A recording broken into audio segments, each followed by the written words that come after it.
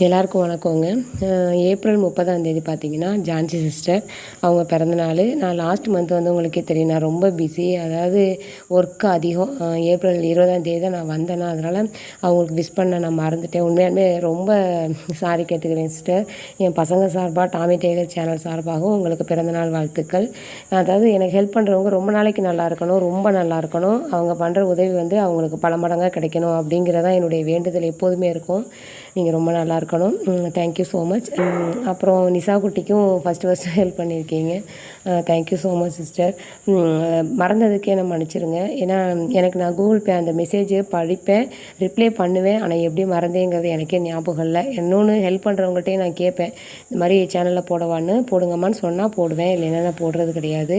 அவங்க விருப்பப்படி தான் செய்கிறது. அதுக்காண்டி தான் நான் விட்டுட்டேனா இல்லை என்னன்னு எனக்கு தெரியல.